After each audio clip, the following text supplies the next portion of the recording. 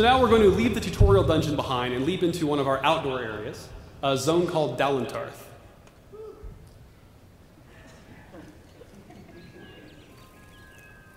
Welcome to Dalentarth. So, Dalentarth is the first major zone you'll get to in the game, of 5 massive outdoor zones that are all open for exploration. There's no load screens in between them, anything like that. You can just go wherever you want. Dalentarth, there's a few things to point out here. First, it's very, very pretty. And there's a reason for this. It's not just that we like to make pretty things, although there's that too, but also some good design reasons. One of those is that, again, it's the first zone you come to after the tutorial. So we want to make the world feel warm and welcoming and magical, as you notice these like little blue sprites flitting about us as we walk through the world. Part of the whole Age of Arcana bit. And making it feel like a place you want to explore. And although dangers do abound in Dalentarth, it is comparatively safer than the rest of the world and gives you kind of a nice intro into the game. Another thing about it, which is pretty cool, is sort of where RA is coming in. RA has told us many times, it's an RPG. So you know, as a player, sooner or later, somebody's going to walk up to you and they're going to ask you to save the world. And when that happens, you have to actually want to save the world. And, what he has said over and over is, we need to make Amalur a world worth defending. And Dalentarth is an example of how we do that, making this the sort of place that you actually want to save from harm. Now, another thing you'll notice here, we are still a warrior-esque character, but we're decked out very differently than we were before. We have much fancier armor. This is cool. This is actually consecrated to Theoden, the war god. Very cool. And an azurite longsword on our back. In addition to that sword, we also have a very large hammer.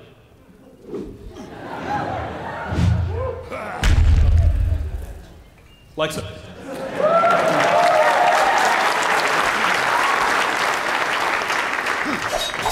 Now, in the tutorial earlier, you saw the most basic form of the combat with just one weapon. That's as we're kind of easing you into the game, teaching you how it works. For the majority of the game, though, you actually have 2 weapons. You can slot whatever you want into those 2 weapon slots, and you can seamlessly switch between them, even mid-attack chain, which you can see Joe doing here and in the combats to come. There's no button to switch off. There's no, well, let me go to my right hand and now use my right hand weapon. No. Just on the Xbox controller, it's X for your primary weapon, Y for your secondary. Happens right now. So that's pretty cool. Also, what you're going to see in the fights ahead are some special combo attacks. And we have to be careful when we use the word combo, because it means something a little different in Reckoning than it does in, say, an action game. We never, ever, ever force you to memorize button combos. You will not do XXYYB in Reckoning.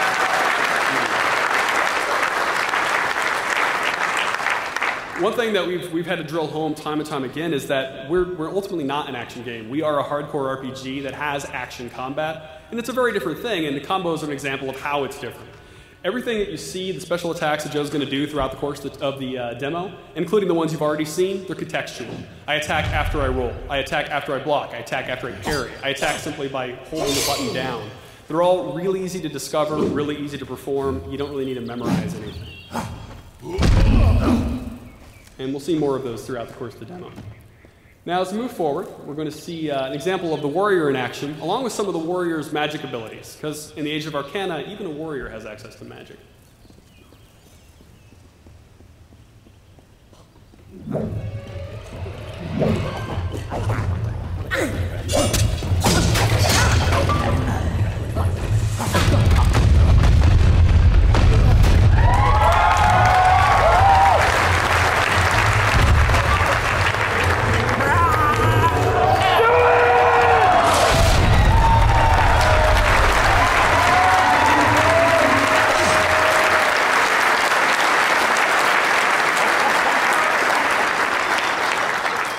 Joe, you sadistic bastard. You may have noticed a moment in that combat where Joe flew into the air and a weapon magically coalesced in the air, and then he crushed a boggart into tiny little pieces. It's subtle, but it was there.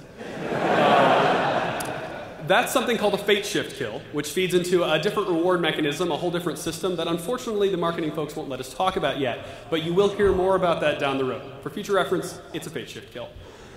Yeah. Now, as we move down the hill a little bit here toward Loch Dyden and the village of Dydenhill, we'll talk a little bit about the world.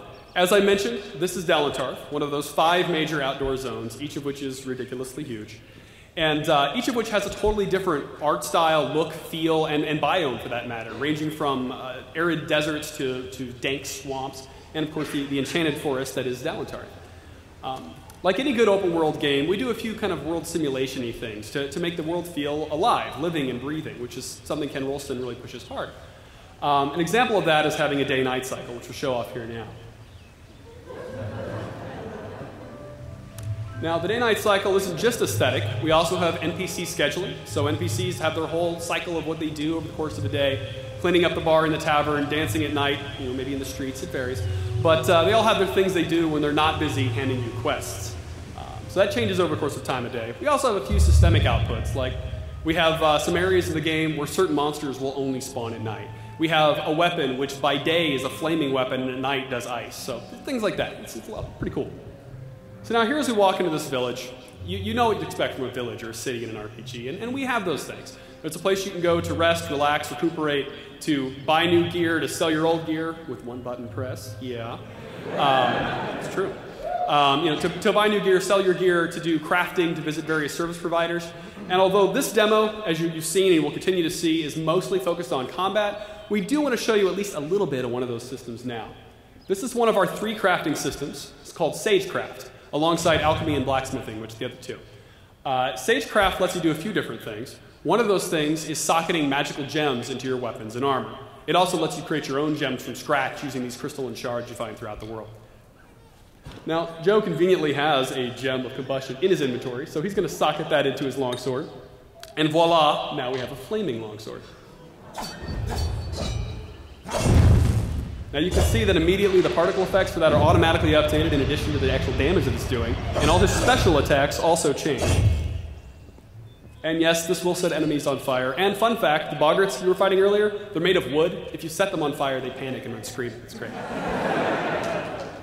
So, move forward here. This is a good time to talk about Ken Rolston's influence on the game.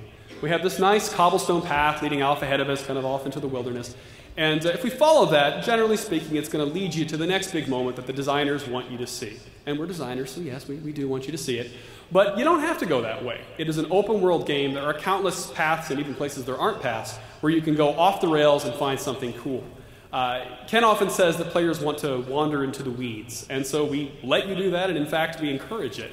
When you wander off, like on this deer path that we're doing through this giant hollow log, you'll often find some sort of reward. You'll find a cool vista you can see that wouldn't have been obvious from the main road. You'll find a hidden treasure cache. You'll find a rare reagent you can harvest for alchemy. In this particular case, wandering off the beaten path is going to lead us to a monster type we haven't seen before. A couple of them, actually. One of them, you'll see up ahead, is a snake-like wild fey creature called the Banshane. Really nasty. She can vomit up these fleshy pods that hit the ground, and after a second, they'll spawn out mergans, which are sort of her drones. Now, because of the way this fight works, it's really sort of interesting to demonstrate here. A lot of our enemies in Reckoning work together in some sort of cooperative way. For instance, the boggarts you saw earlier, you may have noticed, although Joe killed them awfully fast, so maybe not. Hopefully you noticed that they will actually surround you in the middle of a fight, try to flank you. So one of them will keep you busy while another one rolls in and whacks you in the back. These guys work together in different ways. They actually have a formal group attack they can do, where the Banshane will charge up lightning. The Mergans all hold their tridents up in the air. You'll see this just in a moment. And lightning arcs between them. And then kaboom, she throws a high damage blast at you, or technically they do.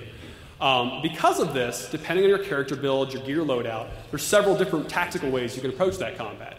For instance, if you're a pure melee warrior like Joe is here, you can tank a lot of damage. So you might just want to just wade in there with your big kite shield, deal with the Merg, ignore them, and just focus on the Banshane until she's down and they can't do that group attack anymore.